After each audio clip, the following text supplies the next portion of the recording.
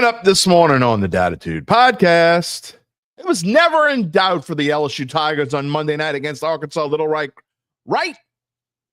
Yeah, whatever makes you feel better. Doesn't matter now, or does it?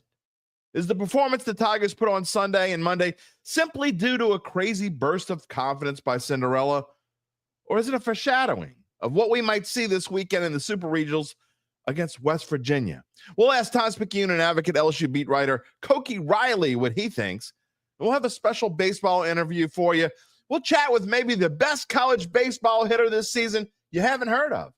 How about a dude that hit just shy of 400 and led his team to a World Series appearance? Loyola second baseman Brandon Mooney is here to talk about the Wolfpack's special season and his college career. And, of course, we'll talk Saints. Derek Carr is officially off the books. Woohoo! Yee-hee! Oh, gosh. Who that's everywhere celebrating, and the salary cap situation has changed for the better. How much better? We'll find out. We'll talk about it. Lastly, in an unofficial last word, we'll say happy 40th anniversary to the most important day in Saints history. And no, the last time I checked, the Super Bowl was not played in June.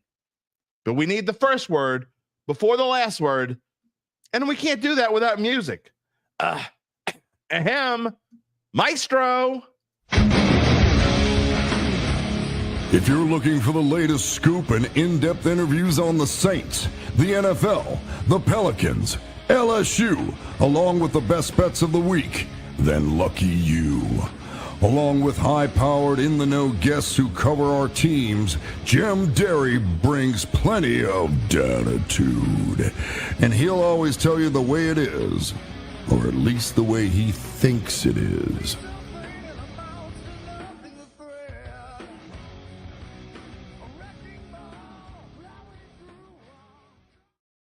Where you at, Dattitude family?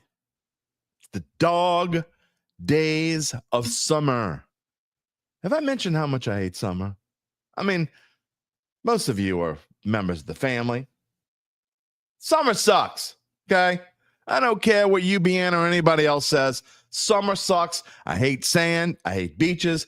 Anything over the temperature of 85 sucks, okay? But we're going to have fun today. I'm not in a pissy mood. Look, it is summer, even though it's not officially. What does it officially start? June 21st or something? It's officially started.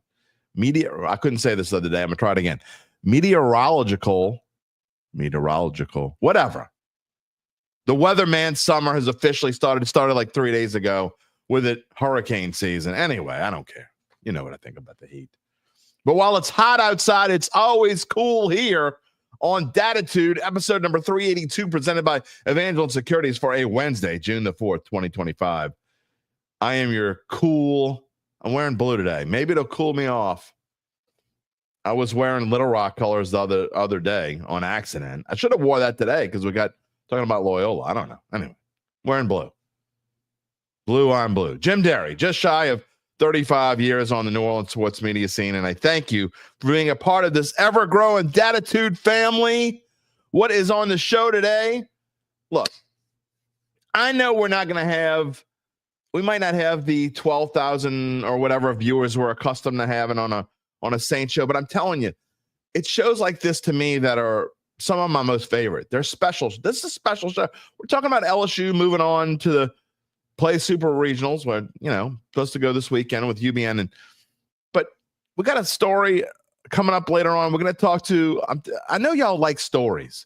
You can't just talk about this. It's the dog days. You can't talk about the same thing every damn day, okay? You just can't. You can't talk about the Saints every day. What's going on with the Saints today?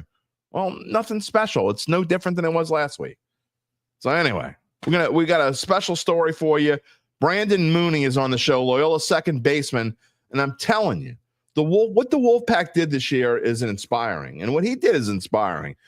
The picture on the cover of today, in fact, let me show it again. There it is on the left. This is a kid, by all accounts, who, and look, I covered him in high school, and I can tell you he was this way. He's a quiet kid. But, man, when you get a chance to go do something he did and play in the NAIA World Series, it's a special time for Loyola, a New Orleans staple here, college baseball. Loyola, look, their basketball team won the national championship a couple years ago. The baseball team went to the World Series. He's got a great story. We're going to talk to him in a little bit. About 11:40. Koki Riley coming on at 11:20 to talk about LSU baseball. Now, what I'm worried about when you watch what happened this weekend, and we kind of talked about it, and they didn't hit, they hit okay. They hit when they needed to hit. They came through Monday when they needed to come through. And look, I said it when I go play poker on Monday nights, and I'm sitting there and it's 5-1, and I got one of my poker buddies is an anti-LSU guy. He just wants LSU to lose. And so we bet. I bet my $20 to his $1 that LSU would win the game. And he's talking smack when it's 5-1. I'll tell you what, I'll make it $40 to your $20 right now. I'll still give you 2-1 odds, which was better than you could get online at the time. Nah, I don't want to do that. Of course you don't want to do that because you know what's going to happen. So, I mean, it was no surprise that LSU came back. They're actually the favorites to win the College World Series right now, believe it or not. We'll get into that. They're not as big a favorite. Look, there is no huge favorite in this College World Series. But we're going to talk about that with Koki Riley. Was Sunday and Monday, is it something to be concerned about going forward? There are actually numbnuts out there on social media, and I had to interact. I try to stay away from the squirrels, okay? I really try to avoid the squirrels as best this is for the most part. It's not every now and then, especially when we get into when we just talking Saints, the squirrels come out of the woodworks. Every now and then we'll get one, we'll shut him down, he doesn't come back, okay? And the squirrel's always a he, by the way. You don't get woman. There are women squirrels out there, but I'm talking they're the real kind with the furry tails. I'm talking about the human squirrels. Human squirrels are only men. You can only have men as human. They're morons. Okay, they come out of the woodworks. There are actually people. I think it's the same people who the Saints fan squirrels. They come out of the woodwork. I don't know what. There were people clamoring. Clamoring might be too strong a word. People, let's see, what is the right word? Insinuating. Okay. I know there were actually some people that actually weren't insinuating, but this one squirrel in particular that I couldn't help but get involved with, and you can go find it, Jim Derry Jr. on X, an interaction. Insinuating that Jay Johnson should be fired. Are you a moron? If you think, and if you're watching the show and you think that, if you think Jay Johnson should get fired, you're a moron. Think about all the bad teams that you've seen in your life. LSU ain't one of them. LSU is at that level. They are the favorites to win the college. If Jay Johnson should be fired, then every coach in America should be fired because LSU is they're this when you talk about college baseball. Talk about LSU college baseball programs. There's LSU. There's maybe a couple others that are up there. That's it. And then you go to the next one. And, there's 1A, there's 1B, and 1C. You can talk about who they are. And then there's a long drop off. When you talk about programs, not teams this year, programs. That's where LSU is. And so just goes to show, man, people are fickle. People are so fickle. We're going to talk to Koki about this LSU team. And are they going to win in Omaha? It's not going to be as easy as it usually is. But we are going to open and close the show as far as what we're going to talk about today with Saints, and we're going to talk about cap space. I joked in the open about, well, didn't joke. It's official. Derek Carr's retirement is official. Woohoo! People going crazy everywhere. They were probably drinking I'm just drinking. No coffee. I already had I drank my coffee at home today. It's a little fuzzy. Free pub for racetrack again. It's got Diet Coke this morning. I had to go bring, before we get into it, by the way, you can, if you have not already done so, as my daughter would say, smash the subscribe button on YouTube. If you're watching on Facebook, go find us on Dattitude. It's attitude with a D in front of it. You can do it. You want to be a part of this. I'm telling you. That family on YouTube. Smash subscribe and the like button. Tell your friends, by the way. Tell your friends. So this morning was a special day in the Derry household. Before we get to just sports in just a minute. Again, I'm going to open with the Saints. Koki's coming on at 11:20. Brandon Mooney at 11:40. And then we're going to close the show with Saints. We're talking probably a little bit more about cap space. And why today is special. It's the 40th anniversary of something special today. Many of you probably already know. Most important day in Saints history. 40 years ago today. Not Super Bowl, of course. Super Bowl's not played in June. 40 years ago today, the most important day in Saints history. I'm going to tell you why in just a minute. But today is a special day in Derry household history. My daughter, Ella, it's her first day of work. She's excited. I had to go drop her off at work this morning. Well, I'm giving free plugs. I already gave a free plug to Racetrack. Free plug to the Triple Nickel Grill here in Mandeville, Louisiana. If you're anywhere, go visit them. The Triple Nickel Grill. Ask for Ella Derry to help you. So my wife's tearing up. Special day in the household. We'll see. She's going to be working a couple days a week, and it's a good start. See what she does, how she does it this summer. Fun. NHL Finals open tonight. The Edmonton Oilers hosting the Florida Panthers. Second consecutive year as those two teams. Edmonton opens as a very slight favorite in the series. I like Florida. Not that I know a whole ton about hockey. I used to know a lot more. Edmonton minus 120 to win the series. Florida plus 100, which means even money. How about the NBA tomorrow night? This ain't close. This ain't an even series. And if you get, like Doug Mouton always says, if I gave you $100 fake dollars and forced you to bet, what would you bet? If somebody gave me $100 fake dollars and forced me to bet, I would bet the Oklahoma City money line at minus 700. But I'm not betting it. I don't think you could bet it either way. I don't think neither side is a value because I think Oklahoma City, I'm not going to say they're a lock, but I'm not betting against them. Okay. Can Indy win? Sure. But at plus 500, I'm not betting them.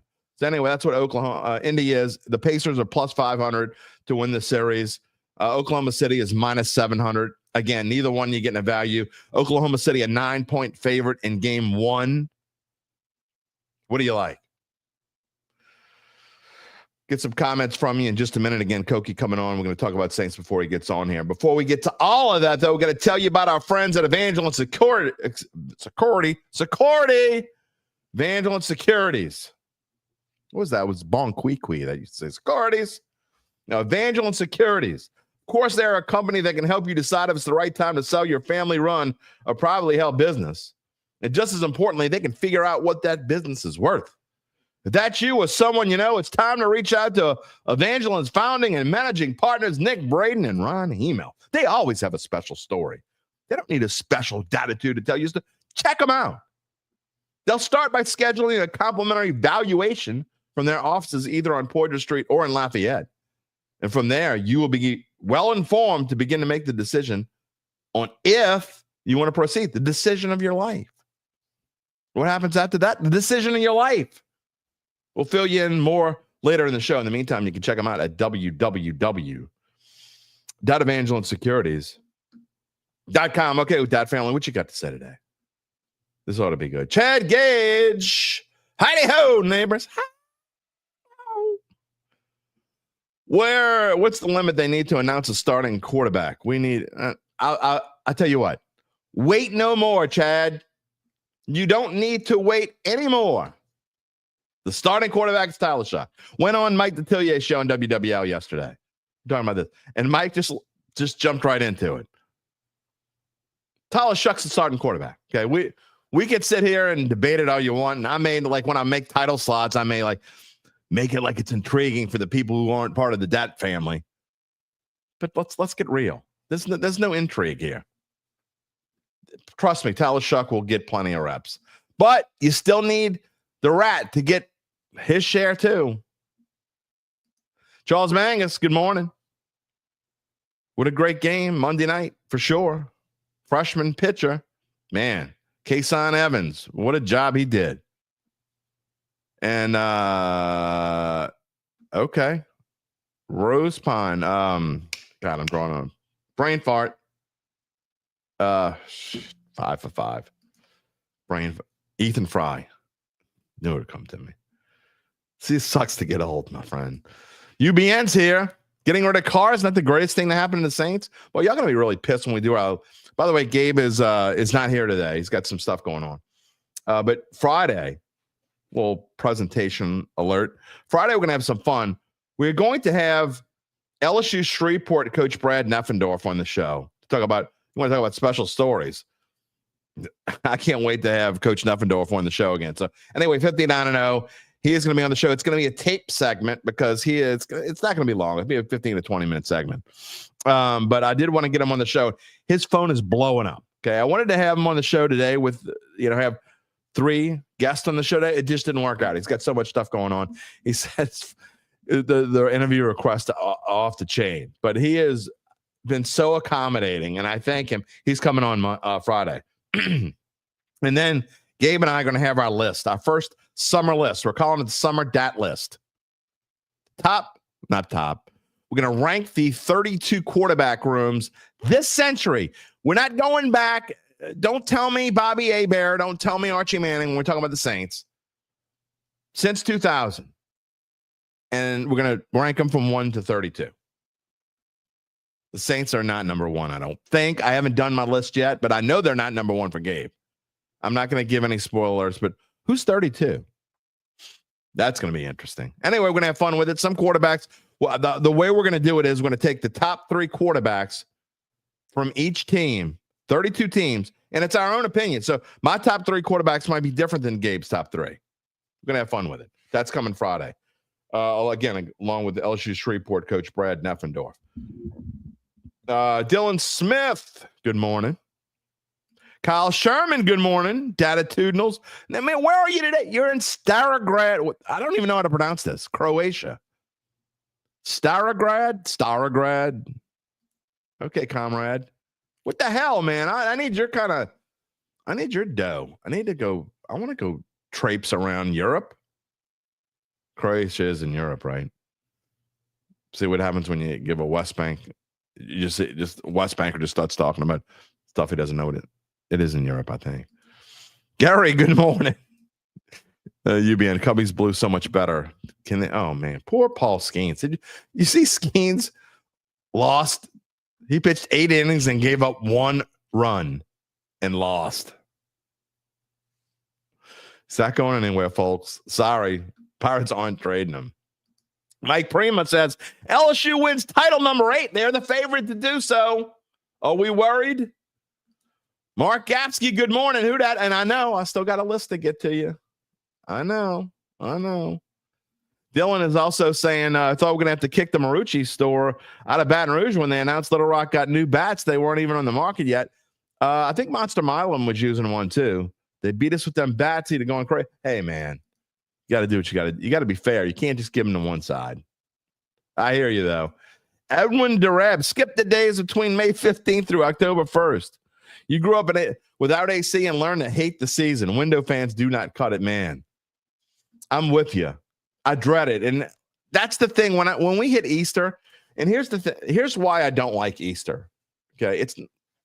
I'm not talking about the whole religious part of Easter. I get what Easter's all about. I'm sorry. I don't mean it like that. Don't take it the wrong way. But it's the same reason why, like, Christmas is kind of the anticlimactic and you start moving towards, like, fall's over. Don't get me wrong, I love Christmas itself, but it's also a signal that football is just almost over, right? Or the routine that we've been in for 4 months is almost over. It's just about over. And it's kind of sad in a way. When the bowl games start, it's kind of sad in a way. It's the same when we hit Easter, it's foreshadowing that 90 degrees every single day, 90 plus, is going to hit you in the face every single day for like the next 4 months. And it's kind of sad. I'm with you, Edwin. I'm with you. And I know I'm behind here some of these comments. Again, Koki's coming on in just a minute. William says the Saints need to stop the charade of this so-called quarterback competition. Shuck is Moore's chosen quarterback. Give him all the first team. You can't give him all the first team reps. I hear you, William. I don't think it's cutting into his growth. I don't think so. And I think that, look, I think the Rat needs to get as much experience as possible because I do think even though Shuck's going to be the quarterback, they are going to find ways to play Spencer Rattler. I don't think there's no doubt about it. They really are. I just think they will be. And there's the other side of the coin. Mark Stanovic. The Rat is a special quarterback. Everyone is excited to go round and round with Spencer QB1. It ain't happening, Mark. I'm not going to say 0.0. It's not happening. It's as close to 0.0 as possible. You don't draft a guy with the 40th pick of the draft, and then you go and start the last coach's 5th round pick that went 0-6 last year. It's just not going to happen. Not going to happen. Brian Cabot, happy hump day. No doubt about it. Or excited. Daryl Romero, glad to have you here. And Mark Stanovich asked, can LSU baseball win a super regional? Well, that is a great segue. I mean, because I think only one person on the planet knows the answer to that, and we got him on the show. Only you, Koki Riley, know if LSU can advance to Omaha. So what's the answer? Yes or no? They definitely can. Not saying they definitely will, but I think given the talent advantages that they have heading into this super regional, as they did in the regional, to be fair, and given the fact that they'll have their 2 best pitchers available for the first 2 games of the series, in a series where they only need to win 2 games, I think that's I think it's safe to say that they're in a pretty decent spot. Yeah, we're just having a little fun with it. Of course they can. I mean, but I got to ask, before we get to the super regionals and when they can make it to Omaha, look, I know the coaches say 1 game at a time, 1 series at a time, whatever. But it's true, though, especially when you get to this time of year, and it just goes to show you couldn't overlook a 4-seed Little Rock who fought you all the way down the stretch. So my question about this last, after the first 2 games, you shut them out. You shut out Little Rock, shut out Dallas Baptist, and then you go and you struggle. So the question is, were those last 2 games just because Cinderella was playing their best and that glass slipper, it took a long time to shatter it? Or is it foreshadowing? Is it not an anomaly? Is it something that LSU fans should be worried about? I think LSU fans do have a right to be worried, at least somewhat. I think the volatility with this pitching staff, given the depth of it, given that there's been moments where it's looked really good, like in the SEC tournament, at times during the regular season. There's moments where it's looked really bad. Like, I think the Northwestern State game is like the closest thing I can think of to sort of the, for lack of a better word, the calamity that was Sunday night, with the walks and, all those big hits they gave up with runners in scoring position. It just that's just sort of how I feel about it. And then on the offensive side of the ball, it was like some of the struggles that we've seen already so far this season when they haven't been hitting. So I'm not saying that, the season's over and we should pack it in at all. But there are definitely some concerns heading into the super regional for sure. Well, one thing is this, and you probably don't even know this because I'm assuming you don't even look at this kind of stuff, but LSU actually is the favorite to win the College World Series right now at plus 330, which is kind of crazy to think. But it just goes to show you, this is why I think whether LSU wins or not. I mean, if you're a fan of baseball, you don't even have to be a fan of college baseball. If you're a fan of baseball, you're going to want to watch this weekend. I wasn't so intrigued by the regionals this past weekend. I was kind of glued to the TV, not just when LSU was playing, because I think this year has been the most fun year of college baseball and has the chance to be. This super regional weekend is going to be a lot of fun. I'm going to be watching Murray State. Can they pull off the major upset? What's going to happen with the defending champion Tennessee going forward? And in the College World Series, this is going to be a year, I'm telling you, any of the 8 teams that get there, they all have a chance to win. Yeah, LSU may be the odds-on favorite, but that doesn't mean they're like easily the favorite, right? Like, right, you could almost spin a wheel, right? And if the wheel hits that team, you wouldn't be necessarily surprised. So I would say, the fact that Arkansas and Tennessee are still in the mix would be a concern if you're an LSU fan, at least from what we've seen from those teams this year and the amount of talent that they have. But like, one of those teams is going to lose because they're facing each other in the super regional, which actually helps LSU a lot here. So yeah, no, you're absolutely right. I mean, this is anybody's game right now, and I mean, you can't have. It's hard to find any confidence in anyone, especially given what we saw in the regional, where 7 of the top 16 seeds go down, including the top 2.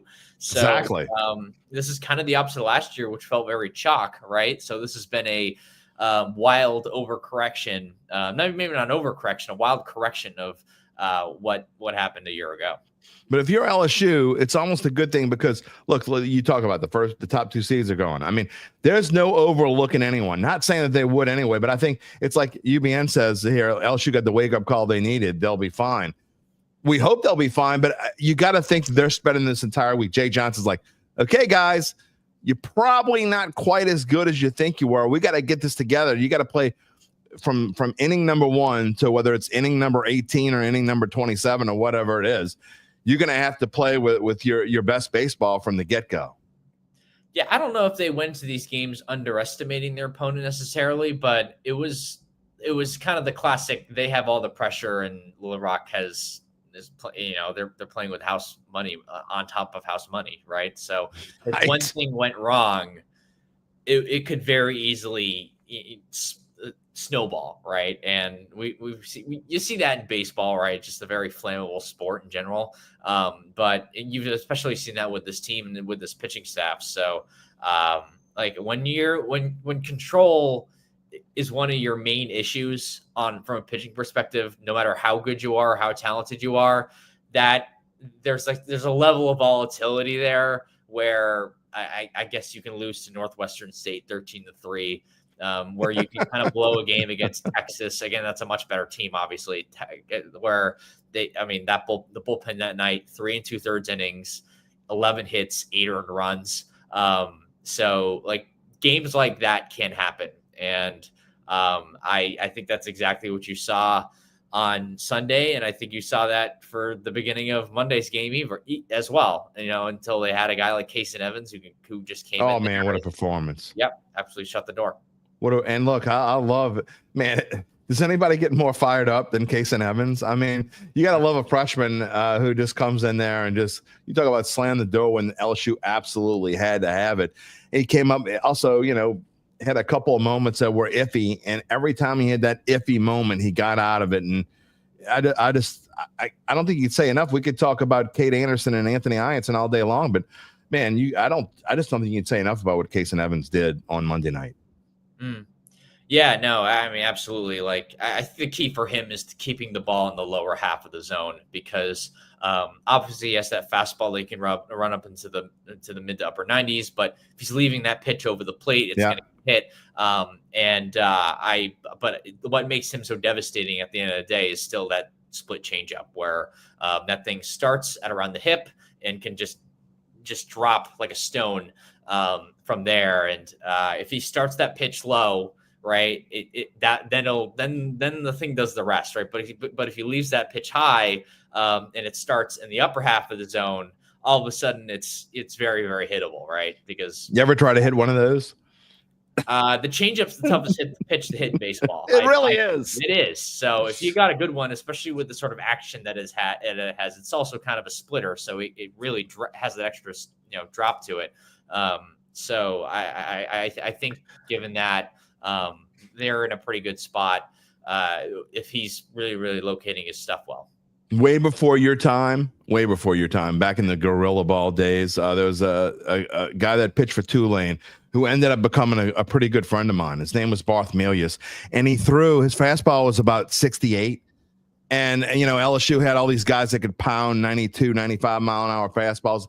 They could not hit Barthmelius to save their lives. And Tulane in a super regional in Baton Rouge just decided they were going to just throw Barthmelius all weekend long. They basically did. And LSU couldn't hit it, and Tulane moved on, and LSU was knocked out at home. And it was a rough moment, and I still give them grief for that. But it just goes to show, you talk about the changeup. If somebody can throw 95 and then can sneak in the 86 or even the 84, and you're not ready for it, man, you're waiting. You got the fastball, but here comes the Uncle Charlie or the slow pitch, and you can't hit it.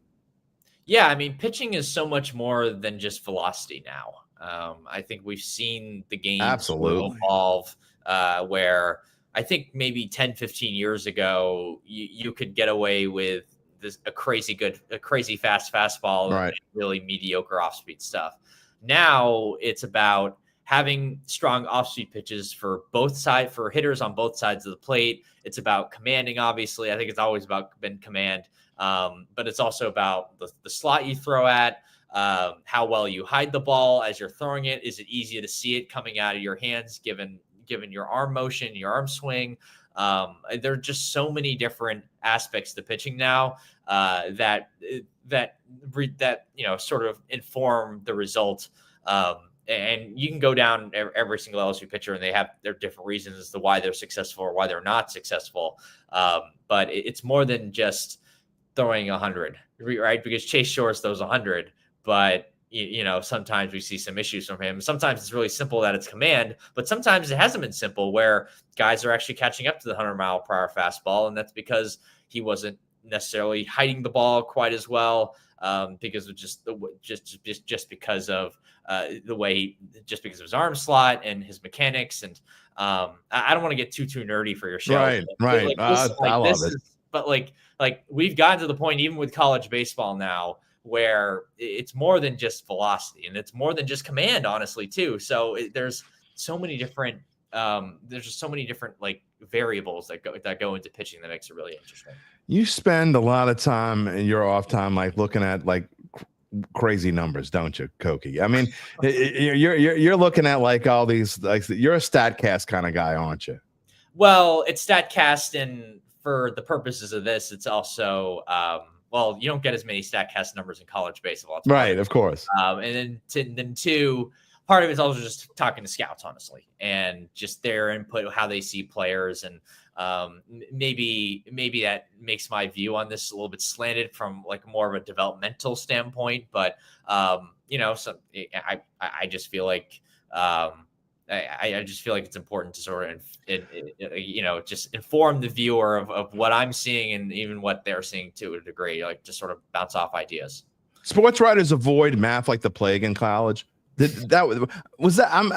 I just have a feeling that might not necessarily be the case for you. Was that the case? I was not good at math. Okay. I'm good at. I'm not saying I'm good, but I definitely understand the numbers, and I think you just have to understand the specific numbers and what they're saying and how they're more specifically getting to the point than just batting average. Batting average also includes the bloop hits and the bleeders and the play that probably should have been an error at third base, right?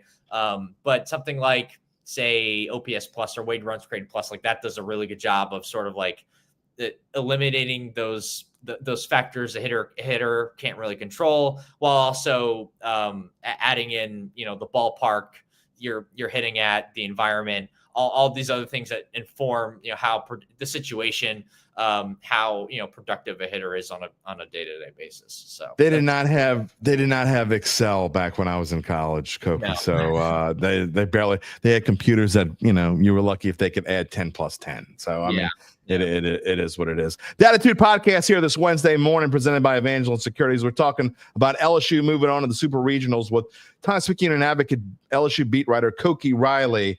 One thing that we've kind of talked about before, and I think it's true, we've talked about it before you came on the show, we're talking about it on Monday, was, look, I do love LSU in a best of 3 series. They have the best 1-2 punch. I don't think there's any question they have the best 1-2 punch in college baseball with Anthony Ianson and Cade Anderson, and we briefly touched on him a moment ago. But don't you feel, obviously, other teams, I don't think anyone's daunted or anything like that. But when you go into a series and you got to face those two guys 1-2, it's got to be on your mind as you're preparing. Yeah, absolutely. It's sort of to go back to what we were talking about from, the pitching aspect of it and all the different things that, LSU can do well, and all the different things that results, turns into good pitching. Like Cade Anderson, when you have 4 pitches like Cade Anderson does, you can throw them all for strikes. You can hide the ball fairly well. You're doing it from the left side, which lefty righty, that's a thing that really matters. You can just do it with sort of the poise and command that he has. He's just so tough to hit because you don't really know what's coming, and it's all located well. and they're all, and these are just like show me breaking pitches, Right. breaking balls, right? The slider has been a really good addition to his arsenal. The changeup has been arguably his best off-speed pitch. His fastball runs up to 95 miles an hour. He can manipulate the ball in all these different ways. It's beautiful to watch, and he's like a real starter. And I think it's the reason why he's been just so effective. And for opposing teams, for a team like West Virginia, that's going to be tough. Like, they have not faced a guy at his level or at Anthony Ionson's level, right? Where Ionson he pounds the strike zone. He's kind of similar to Casey Evans, where he's living at the bottom of the zone. He's got that splitter that also kind of acts like a changeup, right? Has a big curveball that's really been working the last couple of starts. So a team like West Virginia, again, they're just not used to seeing pitchers at these levels. These are going to be the best pitchers they may see. They've seen this entire season. They probably will see the entire year. So that's going to be just a massive challenge for them, because this is not a team that's going to run into a couple home runs. Like West Virginia lacks power. They do a good job putting the ball in play, and they have a pretty deep lineup, but they're not necessarily equipped to take advantage of the small park here at the box. So that's going to be really interesting to see how that sort of matchup works out. But again, for Anderson and Ionson, it's going to be a challenge to see, can they jack up the strikeout count like they have against most opponents. Charles Manga says pitching wins games. Absolutely. And if that's the case, LSU should have the advantage going into the series. And you kind of touched on it. And before we let you go here, just another couple of minutes here with Koki Riley. But tell us what to expect out of West Virginia. Talk about how they can make contact, maybe not the power hitter, but what's their pitching staff look like? What should LSU fans expect from the Super Regional, which begins on Saturday and hopefully ends on Sunday if LSU wins game 1? And if not, we'll go to Monday. Yeah, with this, I talked about their offense already, but from a pitching perspective, you're looking at a guy like Griffin Kern, who's a left-hander senior.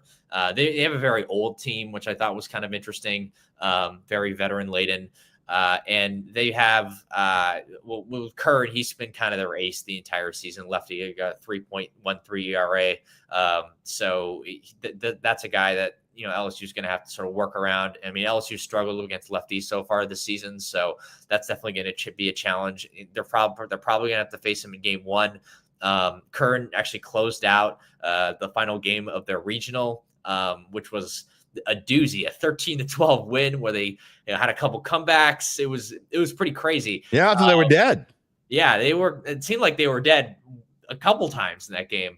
And yet they, pulled it out. They're moving on. He has 100 strikeouts in 95 innings. And then their number 2 starter, Jack Kartsonis, another graduate senior, kind of worked his way into the rotation midway through conference play and has been very solid for them. He's got an ERA under 3.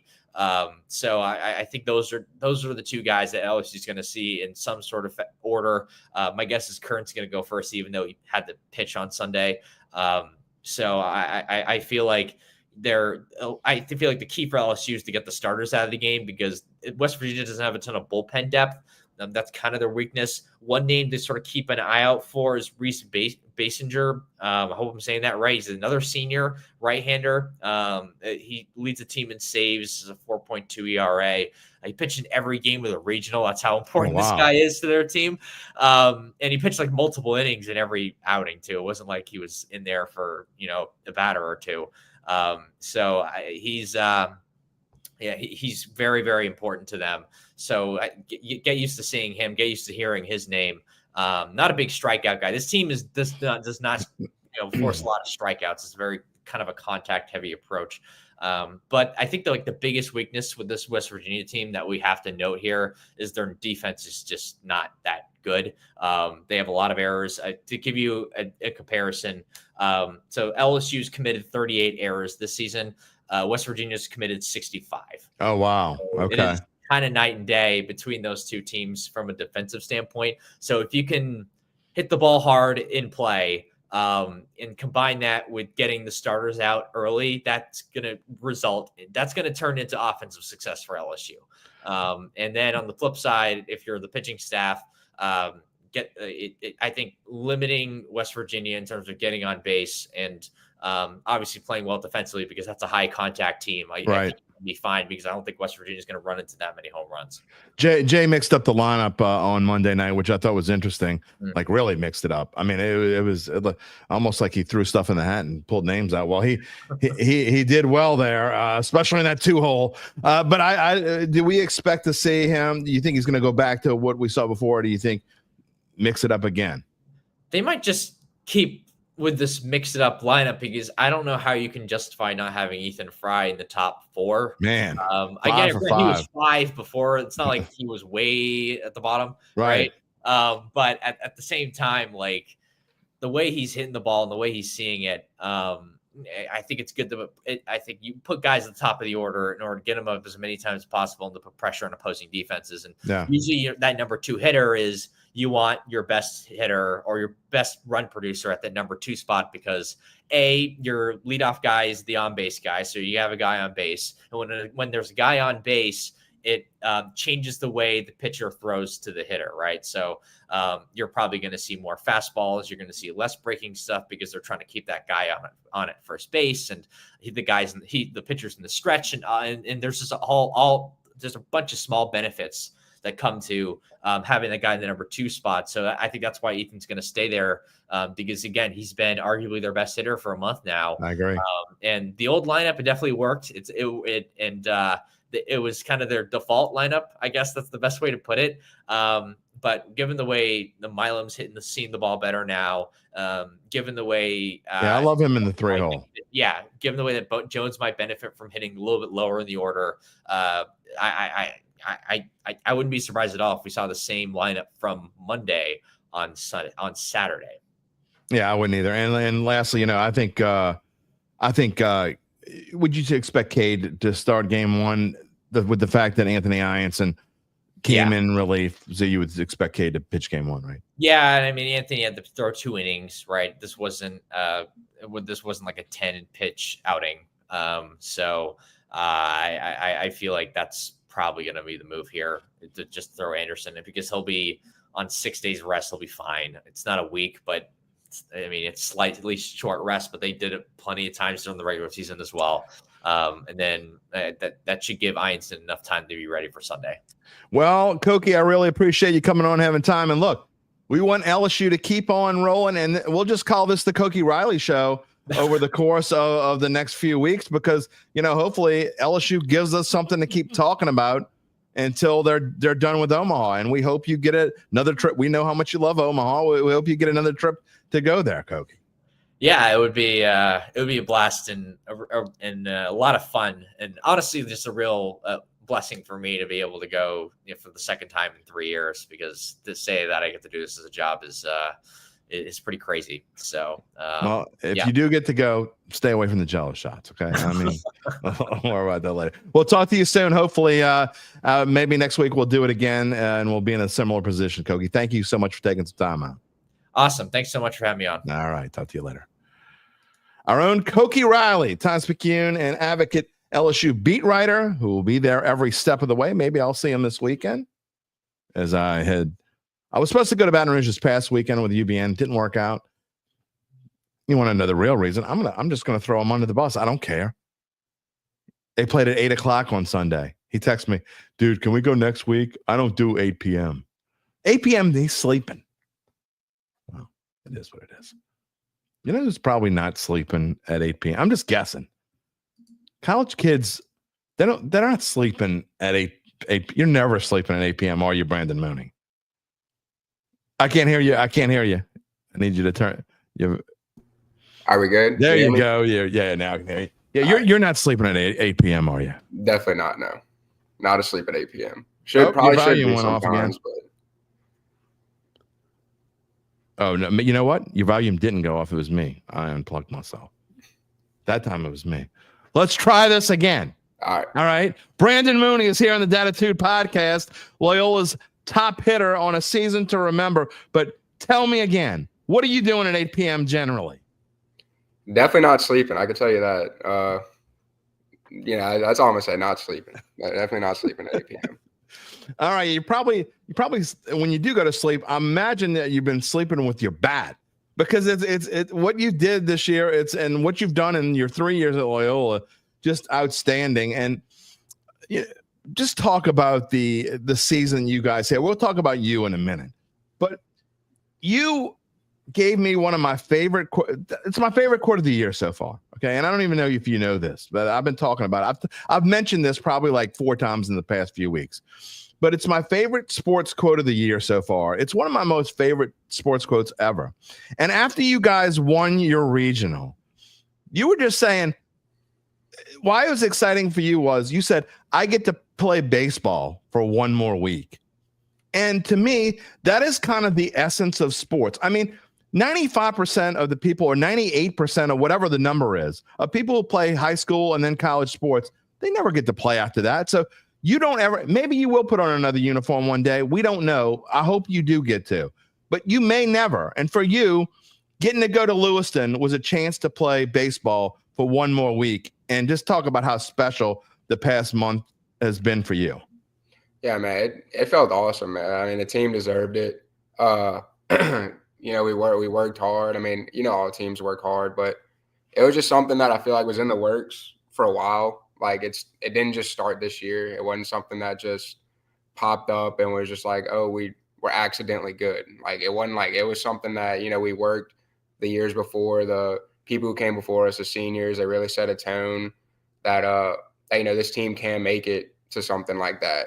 And we just kept feeding off of that energy and just kept going. We hit a bump in the road mid-season. We had some key guys go down and had a little downward spiral, and we were just like, look, we could either – it was a time where we could either fold or we can find something that works. And we ended up finding something that worked and brought us all the way to the World Series. And it was just a great experience. Those games are something I'll remember for a lifetime. Like the feeling, the playing in front of all those people that people are asking for your autograph, people are cheering for you that you don't even know. And right. It was just a great feeling. Now, I got to throw this out there. I have known your mother for a long time, Annette, and my sister were good friends during their high school days. So I've known your mom for a long time. And she was talking about on Facebook about how, and I saw this when you played in high school at Mandeville, and that, you're, for the most part, you're a pretty low key dude. I mean, you're not a guy who tries not to get too fired up. And when I saw this picture, I just thought it was phenomenal. And I got to show this again. This is on our title slide. But just the game that you guys won, and to be able to, the game you had, your 4 for, was it 4 for 4? You went 4 for 4? Yeah, 4 for 4. And to hit the home run. And this picture there on the left side of the screen, if you can't see it, if you're listening to the podcast after the fact, go find it. Search for Brandon Mooney, Loyola, and you'll find it in images. It is a fantastic picture. But just this kind of sums up what it was like for you to be able to go and do something special like this and have a week of your life that you'll never forget. Yeah. So that picture was actually that was after I thought I hit my second home run. That turned into a double. Hit a line drive in the right field, and it hit off the yellow. I lost it because the sign above the fence is white. So I didn't see the ball after it went in that direction. And all I see is it just pop up in the air. As it hit the yellow, popped up in the air. Well, it came back in play. Well, I'm looking at the umpire. I'm going to second, looking at the umpire. He's looking at me. He's looking at the ball, and then he does that. So that moment when I saw that, it was all a blur after that. It was just, I was so hype. I was just raw emotion. I was trying to contain it. I was like, all right, we got to be professional here. And then I touch home plate. I got all my buddies. Of course, they're at home plate, so they're hyping me up. I look in the dugout. They're going crazy. So it was just I just had to let it out. And it was a great feeling. It ended up being not just because it got overturned and it ended up being a double, but that might have cost you the cycle. Do you think that it would have ended up being a triple had he just called it, it's in play? No, because that's what everybody was saying. Because first of all, I kind of slowed down because I was confused. I didn't know where the ball went. I totally lost the ball. I was like, did it not go over? And then all of a sudden I see it thrown in, but he got it. I rewatched the video. He got it in he played it well. It had hit off the yellow, went up and went straight down. He got it in well with no outs leading off the inning. I don't think K sends me to 3 on that. One out maybe if I had done it with 1 out, something like that. But there might have been with 1 out. It might have been one. I think it was, but I'm not 100% sure. Either way, I know with 2, 3, 4 coming up behind me, I don't think he risks that. I don't think he risked me going to 3 on that. So I think it's a double either way. That field, it wasn't the biggest. Cost you the cycle. Yeah, it I don't think it cost me this. I don't think I was going to get 3 either way. The only place at that field where 3 is really possible is maybe if a line drive over the first baseman that kicks down the line, or something in the deep gaps that kind of bounces around. But that area of the field, that'd have been a tough triple. All right, well, I want you to talk about that last game too. And obviously it's bittersweet. You guys didn't end up winning that last game. You fall 9-8, but what people might not know is you lose 9-0 at the second inning. And look, I'm gonna tell you a very really quick story. I always give my son is 27. I give him grief all the time because he's a guy like, he left the Saints Redskins games a few years ago when the Saints were down 15 going into the fourth quarter and Drew Brees leads comeback. And I gave him grief. I'm like, I know you left. And, a team will be down 3-0. And he's like, game over or whatever. So when y'all were down 9-0, I said, we had been talking about the World Series and y'all being in there. And he was asking me about it. I said, down 9-0. I'm like, game over. He goes, wait a minute. You give me grief. I'm like, game's over. I mean, they're down 9-0 in the second. And then I'm following it, and I got to tell him in the 8th inning, he's like, asking me to check on it. I check on it. It's 9-8 in the 8th inning, and he starts making fun of me, and rightfully so. Man, just talk about that game and the emotions of coming back, but not quite all the way. And just what was it like for you in the last college baseball game you'll ever play? It's got to be super memorable for you. Yeah, man. I mean, we went down 9-0, and we gave up like 4 or 5 in the first. It was just kind of like that. It was just like a feeling like nobody really felt out of it. Like, yeah, in the World Series, 9-0 is a big comeback. It's in any game. Yeah, it's hard to come back from. But I mean, knowing it's probably your last game, you're not gonna. You can't in that situation just be like fold and give it up. So we're just like, screw it, man. I mean, we're gonna give it all we got. Whatever happens, happens. And then our pitchers come up, they do their job, they keep them at 9 because we're like, look, keep them at 9, give us a chance. They kept them at 9, and it didn't all come in one inning. We're scratching each. We're like, all right, let's get 2 this inning. All right, let's scratch 1 maybe. All right, we'll get 3 here. Oh, it's like 9-6 now. It's striking distance, and we get a big inning. We got a guy come up, get a big knock, and it's like, oh my God, it's 8-9 right now. We're going into the 9th inning. Like, let's hold them here. And then we had held them to 1. And then it was like, I mean, right there and there, I was like, all right, it's time to get it done. I was due second up in that inning. First guy gets out. And then I'm like, oh, man, I just want to do something, man. It's going to be my last at bat. Let's try to do something.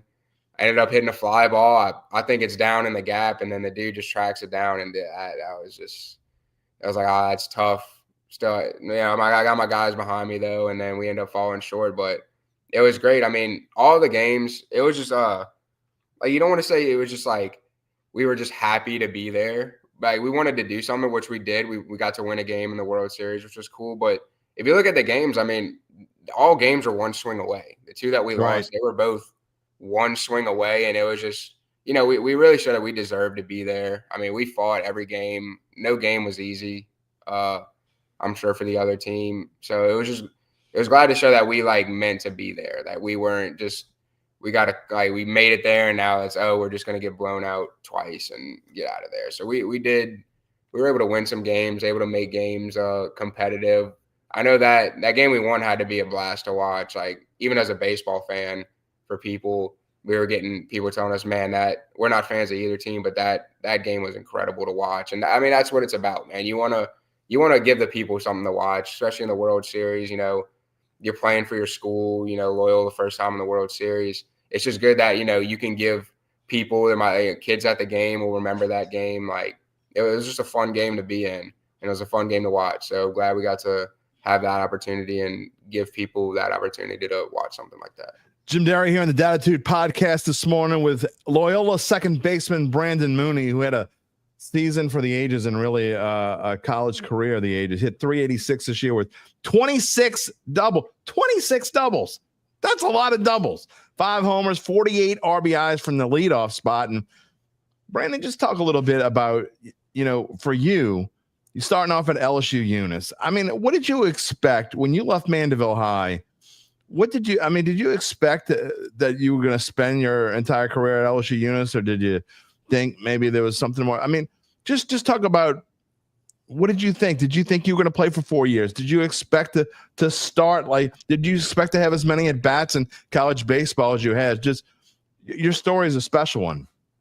Yeah, so coming out of high school, I didn't have a ton of recruits. I was able to get LSU Eunice, and I was happy about that because I always, every guy going to I wanted to go D1. Like in high school, I'm like, I want to go D1. I knew I would have to go the JUCO route first. I was kind of undersized. I was still not the biggest guy, but I was pretty undersized, and I knew I would have to go JUCO first. And I got the offer to Eunice, and I was like, I'm set. Like I was so happy to get that, and I went in kind of big headed and like I'm this, I'm that, and I got humbled very quickly when I stepped foot on Eunice. I think I went a whole fall with 2 hits. Like it was I didn't realize that. Brutal. Like I was just getting dominated every single at bat because we just scrimmaged each other because that was a year after COVID, so we didn't play any other teams during the fall. We just scrimmaged each other. So I'm having to see Eunice top pitching, and I redshirted, and it was kind of a reality check. I was like, but I think it was meant for the best because I got to sit there and watch, and that was the year that we had won the championship, and I got to sit there and just watch everything and like really learn the game, like learn how you're supposed to handle situations. Like watch these guys like me, like my roommate that I had, he was a good role model for me, Cole Romero. Guys like Hunter Tabb, Jack Merrifield, Peyton Lejeune, all those type of guys, like they really showed me how to like act and how to be a ball player, college ball player. So, it definitely humbled me. And then the next year I came back hungry. I just had to work because, you weren't at Eunice. If you redshirt, you don't take BP like at practice. Okay. Like you literally, you'll do like the infield drills and stuff or outfield drills, whatever, like you're part of, but you don't hit BP. You have to hit on your own. All the redshirts had a job to do. So I was the announcer. So like I go from like high school, like starting every game as since a freshman, like doing all this, all that. And then now I'm announcing people. Like, I'm announcing the game. So I'm having buddies. Yeah, I was having buddies that I like went to high school with who were like they're playing at other colleges and stuff, and I'm having to announce their names, and it was just kind of like a gut check, like it was just like a punch in the gut at times. But I think it was all worth it. My second year, I made the roster, had a really good fall, batted over 300, figured out how to hit at the college level. The thing that messed me up the most is nobody ever told me that when you get to college, they throw changeups to left-handed hitters. that blew my mind. Like I was like, changeup, it's just slow. Never saw that in high school, right? Yeah, I wish I would have saw more good changeups in high school because that's what dude, I was swinging over every single changeup. I was like, dude, this is ridiculous. I learned how to handle the changeup or at least take it to where I could hit a fastball, and so I made the roster. I was going through some injuries. I had this hip problem. Couldn't figure out for the longest time what it was. So I ended up making the roster as just like a DH because I couldn't really run. I was never really at 100%. Man, there were days I could barely get out of bed, but I would just drag myself out of bed, go DH for about, I want to say almost half the season. Like the end half of the season stopped right before playoffs. Just had to hit it and just like jog it out, man. Like hopefully I get a base hit or a double or home run. In a month I had 2 home runs. So I was like, man, I got a little juice. So just started doing stuff like that. And then after it was just time for me to move on. I had another year because of that, because the red shirt. But I was, I need to move on from here.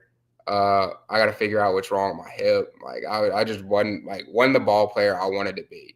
I was like, my game is. How did Loyola come about? So I had left, and Coach K and Bruce, they had talked to me out of high school, but that was after I already committed to Eunice. So I was like, I told him, I wanted to keep him around. Like I wasn't gonna blow him off or anything. I was like, yeah, man, like I'm going to Eunice, it's a JUCO for 2 years. And, I definitely like to keep in touch though, to keep my options open for when I'm done there. And he agreed, and I'd called him. I got in touch with him through Todd Buster for NOLA. Yeah. He had called him for me, and they called me over and was like, yeah, you want to come do a visit? I was like, yeah. I go do a visit with them. It's great. The visit goes good. I earn a scholarship, and it was enough. I was like, yeah, let's do it. Well, I ended up calling him because my hip had gotten really bad at this point. I'm severely can barely swing a bat at this point. And this so is right after the I guess so. This would have been what, right before the 23 season. You're talking about the fall of 22. Yeah. This is before my first season at Loyola this summer, right before. Okay. I call him. I'm like, hey man, I might need to have surgery. I just went to the doctor. I might need to have surgery on my hip. Well, he calls me. He goes, hey man, before you do that, if I have surgery, I'm out for the year. Right, of course. I'm done. And so he's like, before you get surgery, come to me to this place called GLS. It's on I know Gary Scheffler very well. Gary. Yeah, so he brings me over there, and he's like, hey man, he meets me at 9 in the morning. He's like, meet me over there at 9 in the morning. I'm like, all right. I'm living in Mandeville at that point. So I'm like, all right. But he is too. So he meets me there at 9 in the morning, and talking to Gary, we do some stretches and stuff. I'm working with him. My hip just starts gradually getting better and better. And I ended up going to the doctor still because I had an appointment. And they said, don't get the surgery, but I tested positive for this gene for ankylosing spondylitis. I'm not going to get all into it. But anyway, I ended up getting medicine for that. And, the fact that Kay met me there was that meant so much to me. He could have easily just been he could have been mad at me for taking the scholarship. But by the way, everybody who doesn't know, that's Coach Jeremy Kennedy, who was on the show a couple of weeks ago. Yeah. Yeah. I mean, look, and you didn't just go and have a season your sophomore year, your first year at Loyola, but you hit 411 for the year and 197 at bats. You had 18 doubles that year. You knocked in 35. You stole 22 bases with a quote unquote bad hip. I mean, so everything must have been a lot better, and just the hip. I mean, I'm sure it still is an issue, but somehow you got past that, and I'm assuming that one day it may be an issue, but you were able to get past all that, and it didn't affect your baseball play. Oh no, it went away. We were able to handle it. That as soon as I went with Kay, as soon as we went with Gary, was able. We figured it out. Figured out what the problem was. Went to some doctors. My hip has been the best it's ever been this season. I felt. But Brandon, how do you go from, you talk about struggling at Eunice, and to be able to go to Loyola and do what you did, and I just don't think people understand how hard it is you hit 384 for a career, 646 at bats. So basically, that's the equivalent of a full-time starter in Major League Baseball. A full-time starter, that would be an entire year, maybe even a little bit more than a year for some. But to hit 384, you knocked in 132 runs and stole 68 bases. And I don't think people understand, how do you go from struggling at Eunice and being, look, you were a good player at Mandeville. Don't get me wrong. I believe you made my All St. Tammany team.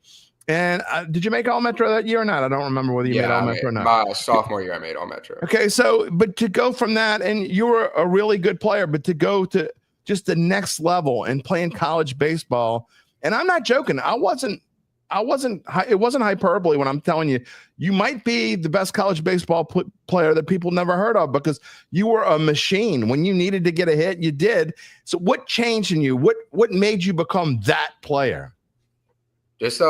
Just works. It's little things in baseball. You're not changing all these massive things. It was pretty much just a mindset.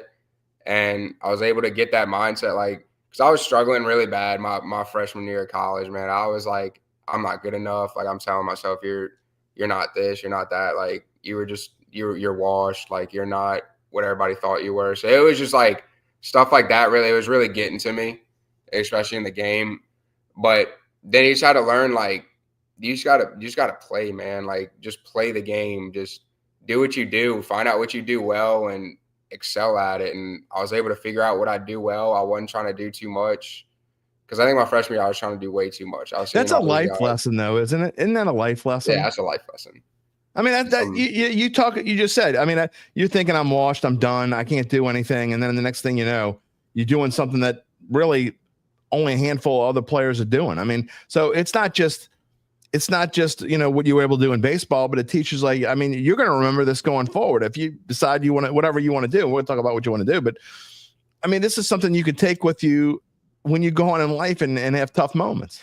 Yeah, absolutely. That's what's so beautiful about sports. That's why I think, I mean, I agree 100%. I think sports are great for kids. I mean, just to grow up and learn the life lessons you learn playing sports it's unteachable sometimes. Like, the stuff that it teaches you, it's hard to duplicate outside of sports. So that's why I have a kid. I hope she loves sports. I'm gonna definitely try to get them in sports, because there's stuff that I know I won't be able to teach them that sports can teach them. Girls are more resilient. And by the way, if you do become a girl dad, they're a little bit more resilient than boys a lot of times. What do you aspire to do? What do you want to do now? Look, I know you said you don't know if you put on a bet. Do you have aspirations to play beyond this point? Do you hope that you get a call do you want to try to go to the next level?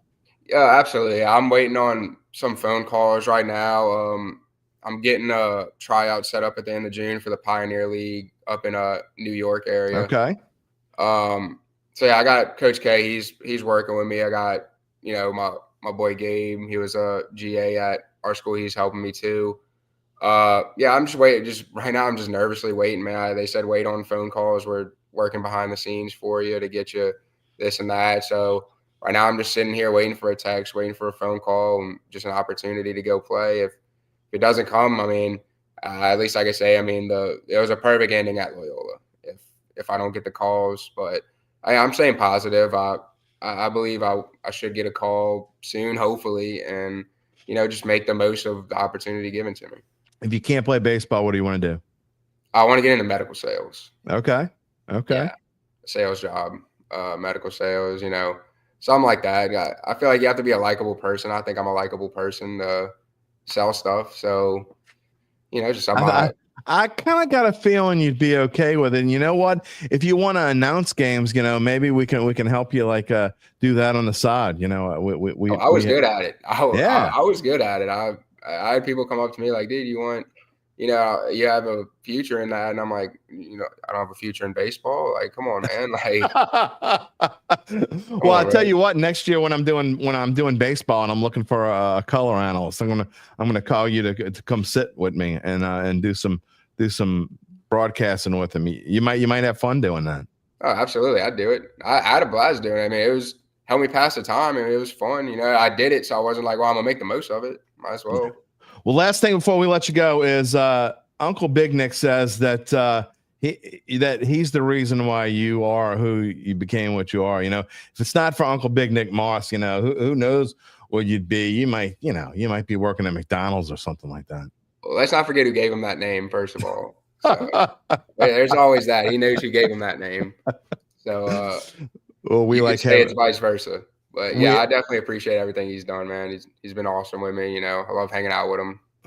Well, we have fun with him, and we had fun with you here today, Brandon. And I hope we got to find a way to get you on the show again, because, man, you're just an oozing confidence. That's what we need. We need confidence on this show, and you definitely do not lack for confidence, and that's what we love. And we are watching you. We are following you. We're going to talk about you here on the show. And we hope you get to that. When you get to that Pioneer level, when you need the Pioneer League, we're going to get you back on the show. You can tell us what it's like to play minor league baseball. Sounds like a plan, man. All right. We'll talk to you soon. See you, man. Appreciate you. Brandon Mooney, everybody. I'm telling you, that's the life of a college athlete. It doesn't matter what level it is. It just doesn't make a difference. His story is a life story. I mean, when you think I'm washed up, I can't, you're not washed up. You're 20-something years old, but it's the same thing going through. You know how many times in my career thought I was done?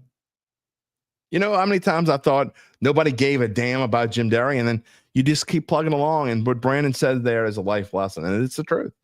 I mean, it's the same with this show or anything else you're doing out there. Hope we can bring that to you, because I think it's important, and I love that he was on to tell you his story. We'll have him on again. All right, I want to move on and talk about the Saints again. We never really got to the cap situation this morning because I do want to get into it. It is official. Breaking news. It's official. Derek Carr's contract is done. We're going to tell you what it means for the Saints in just a minute. Cap-wise, what does it mean? I'll tell you. First, we're going to tell you something that's more important than that. More important than Saints cap space. We told you earlier, we're letting you know about how Evangeline Securities can help you figure out what your family-run or privately held business might be worth and whether it's time to sell. How do they do it? Well, thank you for asking. After their complimentary valuation of your company, if you decide to proceed, native New Orleanians Nick Braden, Ryan Hemelt, and the folks at Evangeline will begin an extensive auction process from established private equity funds from around the world, and they'll maximize the return for the founder and his or her family. Evangeline Securities is the top producer on their platform. There are very few companies like them in this area. None, and I mean none, with their dedication and success. They are fully licensed. They're ready to serve you. So get in touch with Nick and Ron about what's really important. It ain't Derek Carr's retirement. It ain't his Rolls Royces. It ain't who's going to be the quarterback in September. No. You know what's most important? You know what's really important? The rest of your life. You can find them at www.evangelinesecurities.com. Okay. Matthew Paris wrote about the cap space and what it means. According to Spot Track, dead cap of nearly $14.5 million for 2025 and $35.7 million in 2026. However, it sure beats what it was going to be because the cap hit for 2025 was going to be $20.4 million, which means the Saints free up, even with my Shaw math skills, I can figure it out. It means they free up $6 million for this year. Who are they going to sign? I mean, we're in decent space cap-wise. I don't know if we have the exact number in this. Okay, here we go. It's going to save them more than $30 million total. Well, we told you that. The Saints have not put Ryan Ramczyk on the reserve retired list, but that is the list that Carr has gone on. He is now on the reserve retired list. So a lot of you are saying he's going to come back and going to play for the Steelers. He can't do that. He can't just come back and play for the Steelers. Now, I believe that he could come back next year. I don't know how long the Saints would have to let him go, would release him, and they would. So I think that next year, he wouldn't be able to this year. If he wanted to come back this year, which isn't going to happen. We'll see if he has surgery. We'll see if he wants to come back. I mean, does he want to come back? I don't know. That's not really what this show's about. But really, what this does is not just free up $6 million for this year, what the Saints decide to spend it on. I think they need another receiver more than they need a veteran quarterback at this point. That receiver room, to me, look, I'm fine with Olave, Shaheed, Cooks. That's great. But you need somebody else in there. You need some veteran help in there, in my opinion. You need somebody that's big. And again, we keep talking about Keenan Allen, but someone like that.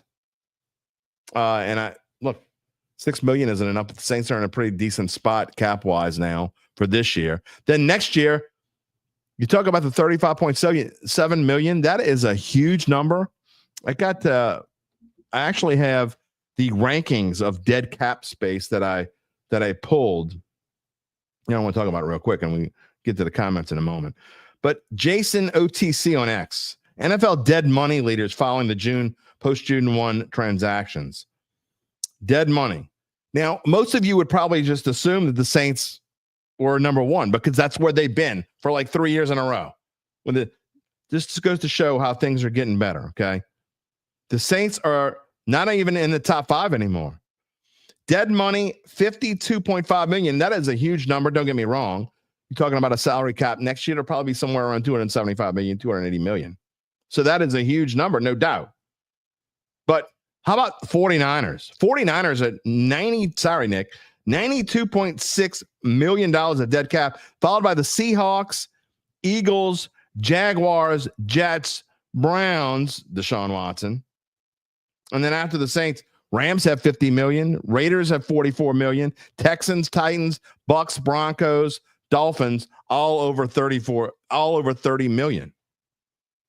So it's not just the Saints, But the Saints do free up. Instead of having $69.2 million in 2026, now $35.7 million. Makes a big difference. Makes a big difference. So where do the Saints go from here? Well, again, it helps them. They have to sign, in my opinion, they have to sign another wide receiver, maybe even another running back. I mean, told you I was on Mike to tell you a show last night, and one thing we talked about with Mike and Charlie was the running back room. And who's in the running back room besides Alvin Kamara? Yeah, you have Kendra Miller. We don't know what he's going to do. Devin Neal, 6th round pick. I mean, does anyone expect either one of those guys to step up? We don't know the answer to that. You got Clyde Edwards-Helaire as a 4th back. Is he even going to make the team? So you look, running back room, maybe a spot they add. I think the offensive line is in good shape now. I actually think the defensive line's in pretty good shape. Might want to add a linebacker, might want to add a cornerback. We'll see. But the point is, with Derek Carr gone now, and again, look, I'm just saying that I think that they're in a better space with that now. Matt Paris also did a story that ran this morning about asking the question, why aren't the Saints adding a veteran quarterback? By the way, you can check out all their stuff on NOLA.com/sports/Saints, and it's worth looking at. Kellen Moore, he says, has not completely ruled out adding a veteran quarterback. But you would think, and again, there's no definites, but you would think that if they were going to do it, they would have done it already, my opinion. Especially with minicamp coming up. It starts a week from yesterday, I believe, Tuesday. It runs Tuesday, Wednesday, and Thursday, mandatory minicamp. You would think that if the Saints were going to have a quarterback in there, they would want to do it now. Doesn't mean they can't sign someone before camp starts. But you would think they would want to do it now. It doesn't look like they're going to. In this story, and we keep talking about how, there's veteran quarterbacks in the room. Well, sort of. I mean, don't get me wrong. I think Kellen Moore and Doug Nussmeier, probably Scott Tolzien, they have great minds. They have, great football minds. But when you're looking for someone that has had success in the NFL, you can't say any of those guys had success in the NFL. Sure, they played in the NFL, which is more than any of us sitting here talking about it and trying to figure out what's going to happen in the near future can say. But we talk about the record of the quarterback room, which is 0-7. We brought this up on the show. We talked about it on Eric Asher's show. The combined records in the NFL of Kellen Moore, Doug Nussmeier, and Scott Tolzien. The current quarterbacks, 0-7. Quarterbacks, coaches, combined 0-7-1. Is that any better? Melanie Michael Carter. All you want to see is the day when I bend the knee to the Rattler. You're a member of the family. I'm going to be super nice. I'm going to shut my mouth and take a sip of the racetrack. Ain't happening. I don't even get. Look, this time last year, though, I will say this: compared to last year at this time, the Rattler levels were starting to get off the chain. Rattler's going to come in here and start. He's going to take Derek Carr's job. I can even take Tyler Shuck's job. Tyler Shuck was in. I mean, I don't mean any offense. I don't mean any offense. I'm just telling you common sense and reality. Again, how many times have I said? What have I said this like a dozen times now? A rookie head coach comes in here. And here's another reason why they haven't signed another veteran. Remember Dennis Allen, who didn't want the controversy, who wouldn't give Jameis Winston a chance because he just didn't want a quarterback controversy? It's probably a similar reason why Kellen Moore doesn't want to bring a veteran in. What veteran would you bring in that wouldn't want to start? Because that's what you would need, because he wants Tyler Shuck to start. You draft a guy with the 40th pick Do you think that guy's going to start, or do you think the old coach's quarterback project, who was drafted in the 5th round, who went 0-6, do you think which one do you think is going to start? I mean, it's only common sense, people. I mean, I don't even know. First of all, I don't know why anyone would root for anyone. I'm not rooting for anyone. I don't care. I mean, I guess in the grand scheme of things, I'd rather see Shuck start because I think Shuck presents the most promise, although I don't have a lot of hope for either one of them. I just hope that the Saints aren't in the same position again next year and we don't have to start over again, because then it's a wasted, well, it's not a fully away. It's a wasted year quarterback.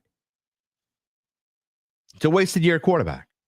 If that happens, if they got to go and draft a quarterback again next year, it's not a wasted year per se, because a lot of young guys who are going to take the next step will have had a year of experience under their belt. And Melanie Michael Carter asked me, why no hope? Because it logically doesn't make sense. Shuck is going to be the quarterback. Now, if Shuck stinks, 2 things. If Shuck stinks, how long would they wait to pull the plug? Probably not long. Probably be on a short leash. And you look at this schedule, and there's a reason why I put this schedule. So for Rat lovers, I'm not saying he's not going to get any starts this year. That's not what I'm saying at all. For Rat lovers, if you look at this start, if you put 17 games together, it's supposedly the second easiest schedule in the NFL. However, it's definitely not the second easiest start. Play Arizona, San Francisco, Seattle, and Buffalo. That is not an easy start. That is a daunting start. So if you're a Rat lover and you want to have hope, when would they pull the plug? How long would they let this go?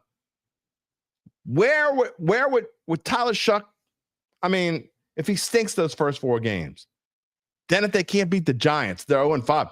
Maybe you see a change. Not only that, part 2 of it is, I think no matter that Chuck, I think there's almost no chance that Chuck doesn't start the season opener.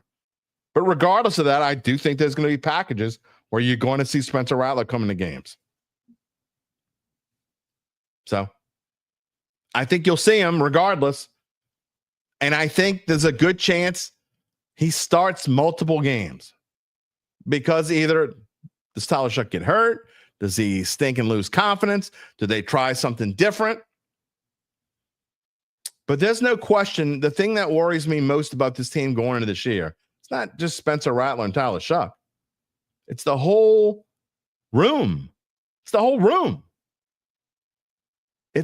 If you think that this room, we're about to do Friday, we're doing our 1 through 32, our rankings of quarterback rooms in the 2000s across the NFL. Where do the Saints rank? Got to be in the top 5 for sure, right? But if you're talking about quarterback rooms right now going into 2025, if you think the Saints are anything but 32, you're crazy. You want to know if Rattler wins a game while I wear the jersey. If you buy it, I'm not buying a Rattler jersey. But yes, I would wear, if you bought a Rattler jersey and sent it to the Dattitude headquarters and Rattler won a game, I would absolutely wear it on the air. 100%. Apathy says, as we're getting to the end now, if you want to get a Saints comment or any comment for that matter, you got about 5 minutes to do so. We're about to go. He says it's going to overnight it to me. Okay. Apathy says it's Shuck unless Rattler showed a ridiculous jump in year 2 that it's impossible to deny. I think that Rattler would have to go. I think 2 things. I think Shuck would have to be awful in camp and Rattler would have to be fantastic. I don't think it's impossible. I just don't think, I think it's very unlikely. I think it's very unlikely. Also, Apathy says, Dunk's article that dropped yesterday, Granderson and Chase Young are 265 pounds now. Lean, mean, fighting machines. That defense is gonna have to be super special for this team to be any good at all. You want to go back to a time when the team wasn't very good? How about it after the 1984 season? We're not necessarily talking about the team, and this is my unofficial last word of the day. By the way, you still got a couple minutes to get a comment in. But I am going to mention, and again, I didn't make a slide for this, but I will mention that yesterday, June 3rd, was the 40th anniversary of Tom Benson officially buying the New Orleans Saints. Now, we knew that it was going to happen before then, but it became official on June the 3rd when John Meekum sold this franchise, this moribund, terrible, stank franchise to Tom Benson. And when people are asked what is the most important day in the history of this franchise, naturally the majority will say February 7th, 2010, to when the team won its only Super Bowl. Second most important would probably be January 24th, 2010, when they beat the Vikings in the Superdome to win the NFC Championship game, when pigs flew, when hell froze over, the Saints were going to the Super Bowl. No, that would be an incorrect answer, either one of those two things. There would be no New Orleans Saints Super Bowl victory without June 3rd, 1985. Had the team not been sold to Tom Benson, it would have been sold to someone in Oakland, California, or Jacksonville, Florida, or wherever. Who cares? And I promise you, I wouldn't be here talking about sports for a living, and some of y'all might be happy about that. Nor would a whole lot of other people in our unique little big town be talking about football. Don't get me wrong. Oysters, roast beef, po' boys, red beans, Jazz Fest, and, of course, Mardi Gras are pretty damn special. Nobody else does it. Well, they don't do it right. But I just can't imagine New Orleans without the Saints. Hopefully, we will never know such a place. But that's why today, or yesterday, I should say, is the most important anniversary. 40 years ago yesterday was the most important day in this franchise's history. Can you imagine if John Meekum didn't sell it to Tom Benson? He was going to sell it no matter what. But you are old enough, those of you my age and older, you can remember those days. Go back, put yourself in time. How bad it was. It was awful. I mean, back in the days when, 8-8 was special. 7-9. Oh, they went 7-9. They almost went 8-8. Mike Lansford, was it 1983? With his barefoot ass, kicks a field goal, and Saints finish 8-8 and just out of the playoffs. I mean, they almost went 9-7. Almost won. That was going to be like I was a teenager, but I cried like a baby. That's what Saints fans had to look forward to. A glimpse, a potential chance to go to a playoff. Tom Benson changed that because he brought the right people in. Hopefully the right people. And now we're not going to get into some of the situations because I don't want to hear y'all talk about it again. Thank you, Mr. Benson, says Chad Gage. Absolutely. I'm just saying that things have changed a whole lot in the last 40 years. Okay. Started with Jim Mora. You had some lean years for sure. With Ditka, you tried it. The experiment didn't work. Jim Haslett. Okay, well, say whatever you want about Jim Haslett days, but Jim Haslett won the first playoff game in this team's history. Aaron Brooks led to Sean Payton. Hopefully you'll look at Dennis Allen's days like you looked at Mike Ditka's one day, and you'll say 20 years from now, you'll add Kellen Moore to that list. But things changed 40 years ago yesterday, and we definitely have Mr. Benson to thank for it. And I hope Miss Gale's here for a long time, and she can, as long as she's here, we have nothing to worry about. When she's gone one day, do we have something to worry about? Probably not. I think it's set up to where we don't have anything to worry about, but you never know. You never know. Again, can you imagine this town, as great as it is, as unique as it is, as wonderful it is as it is? Nowhere else in the world I'd rather live. Can you imagine it without the New Orleans Saints? I can't. Don't want to. All right. I know today's show is a little different. I know a lot of you Saints only fans, I just thought today's stories were good. We're going to have another good one on Friday. That is going to wrap it up for us on this Wednesday. I want to thank Koki Riley and Brandon Mooney for sure. But I'm telling you, on Friday, not only are we going to have our first summer DAT list with Gabe Henderson, ranking the quarterback rooms in the 2000 from 1 to 32. That'll be a lot of fun. But we're going to have a recorded interview with LSU Shreveport coach Brad Neffendorf. Now, there was a comment from earlier that I didn't show. In fact, Sean, the cha-ching days. Absolutely, baby. That was, where was the comment from back before? I don't know where it is now. Anyway, live TV. Here it is. Roy Steer was, I don't know if Roy's still here or not, but love the non-Saints sports stories and guests, especially in the off season. Plenty of time for deep Saints talk in August, for sure. About to take a vacation, and it's going to be all Saints, all NFL. But look, I love talking about other things that are important. And you know what? 59-0. You have a chance to have a coach that went 59-0 in baseball on. Going to do it. Had him on when he was 51-0. It's a little different when you finish. You win 8 more in a row, and you finish it off. Going to have him on. So you want to come back Friday again in our first summer Dat list. Reminder to subscribe. If you haven't already done so, subscribe to our Dattitude YouTube page. Tell your friends. Tell your uncle who dat. Tell your aunt who dat. Tell grandma, whoever. They got to subscribe to the Dattitude YouTube page. You can click the little bell to receive notifications when we go on the air live. You can find us wherever you get your podcasts, including Apple, Spotify, and many more. You can also find a replay of the show on NOLA.com/sports. You can find me at bet.NOLA.com. You find the insiders.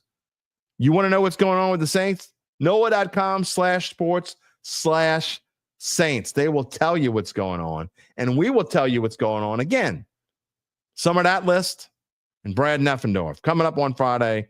We will see you then. Everyone have a great rest of your week as we finish it off in just a couple days.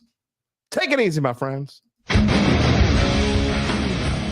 If you're looking for the latest scoop and in-depth interviews on the Saints, the NFL, the Pelicans, LSU, along with the best bets of the week, then lucky you.